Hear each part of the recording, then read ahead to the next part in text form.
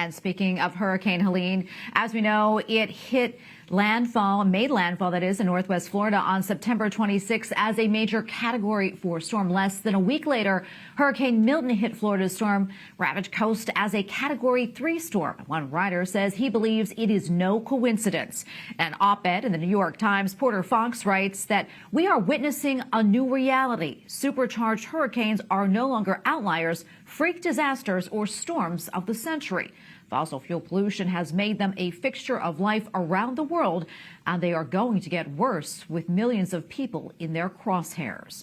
Last year, in a letter titled Praise God, Pope Francis built upon his 2015 encyclical Laudato Si. In it, he raises the alarm on the climate change, asking for a response to the crisis. In the letter, he writes, "It is verifiable that specific climate changes provoked by humanity are notably heightening the probability of extreme phenomenon that are increasingly frequent and intense." And Porter Fox joins us now. He is the author of Category 5 Superstorms and the Warming Oceans That Feed Them.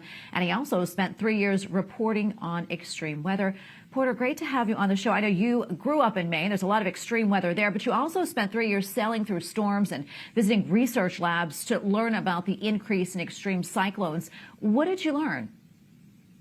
You know, I learned a lot of this from sailboat captains, from being on their boats and talking to that community who had been sailing the seas for 30, 40 years and started to see a lot of major planetary systems changing. And one of the things they were seeing is a lot more power in these storms that have really gone off the charts. And here in America, they become the #1 most deadly, most expensive natural disaster that Americans see. America spent over $1 trillion on recovery in the last 50 years and lost 7,000 people to these storms.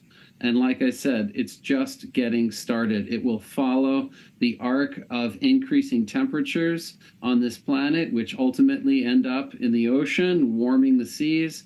And when a storm passes over a warm patch like that, like Helene and Milton both did, they just intensify almost out of control. Yeah, I know you talked to a lot of experts in your reporting, too. What did you learn from them in explaining why this new breed of ultra-intense Category 5 storm is really increasing?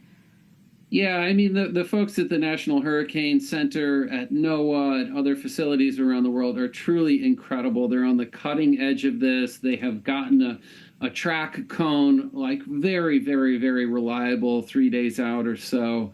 But the intensity of the storms, they're still trying to get their hands on here. It's getting to a point where we're going to have to add another classification, because these ultra intense Category 5 storms, which, you know, at some point will be hitting wind speeds of 190 miles an hour, 200 miles an hour later this century, are so devastating.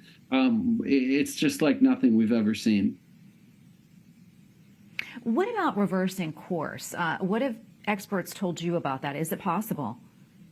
The most inspiring interview that I had was a scientist at GFS in Princeton who told me that it follows CO2 levels in our atmosphere directly. More CO2, more powerful storms draw down that CO2. Storms start to draw down almost immediately within a year, maybe a bit more.